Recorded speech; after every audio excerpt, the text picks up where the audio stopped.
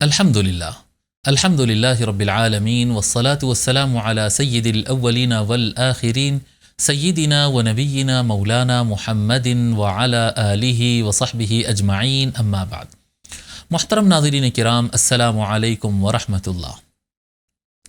یہ بات آپ کو معلوم ہونا چاہیے کہ مذہب جو ہوتا ہے، ریلیجن جو ہوتا ہے، مذہب یہ سب سے بڑا ٹول ہے پولیٹیکل پارٹیز کا۔ پولیٹیکل موومنٹ لانے کے لیے یہ سب سے بڑا ٹول ہے۔ لوگ جو ہیں الیکشنز لڑتے ہیں، الیکشنز جیت جاتے ہیں، جنگیں کروا دیتے ہیں مذہب کے نام پر۔ تاریخ انسانیت اگر آپ اٹھا کر دیکھیں گے تو سب سے زیادہ جنگیں دین کے نام پر لڑی گئی، اگرچہ کہ مقصد دین کبھی بھی نہیں رہتا، بہت کم ہوا ہے ایسا کہ دین کے خاطر جنگ ہوئی ہے۔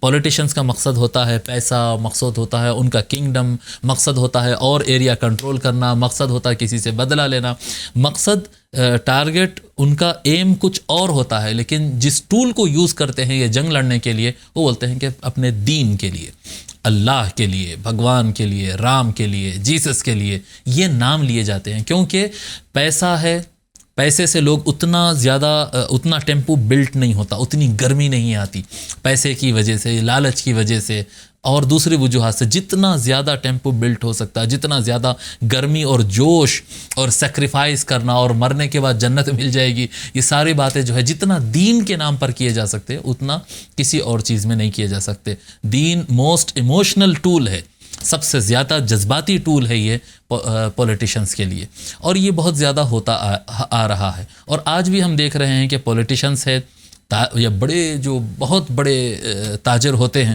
یہ حضرات اور اس طرح کے افراد جو ہے دین کو استعمال کرتے ہیں اپنی حکومتیں بنانے کے لیے یا اپنا بزنس کرنے کے لیے، اپنا پرسنل مفاد کے لیے استعمال کرتے ہیں، اور پبلک اس میں استعمال ہوتے رہتی ہے۔ کوئی بھی مذہب، چاہے اسلام ہو، چاہے ہندوازم ہو، چاہے عیسائیت ہو یا کوئی اور مذہب ہو، کوئی بھی مذہب نفرت کا حکم نہیں دیتا، کوئی بھی مذہب دوسرے مذاہب کا مذاق اڑانے کی اجازت نہیں دیتا، لیکن یہ لوگ اس طرح سے استعمال کرتے ہیں۔ سوشل میڈیا ایک بڑا پلیٹ فارم ہے جہاں پر ہیٹ اور نفرت پھیلائی جاتی ہے دین کے نام پر۔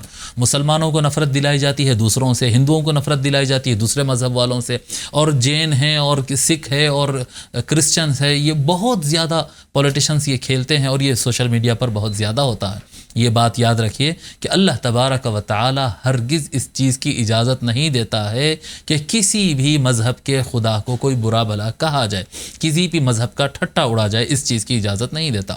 اللہ تبارک و تعالی سورہ انعام کی آیت نمبر 108 میں فرماتا ہے وَلَا تَسُبُّوا الَّذِينَ يَدْعُونَ مِن دُونِ اللَّهِ فَيَسُبُّوا اللَّهَ عَدْوًا بِغَيْرِ علم۔ اللہ تبارک و تعالی فرماتا ہے کہ وہ لوگ جو غیر مسلم حضرات اللہ کو چھوڑ کر کسی اور کی عبادت کرتے، کسی کو رام کی کرتے ہیں، کرشنا کی کرتے ہیں، جیسس کی کرتے ہیں، گائے کی کرتے ہیں، جس کی بھی وہ کرتے ہیں، اس سے مطلب نہیں ہے، جس کی بھی وہ پوجا کر رہے ہو ان کو گالی ہرگز نہیں دینا، ہرگز نہیں دینا۔ اور اگر تم گالی دو گے تو اس کے بدلے میں ہوگا کیا؟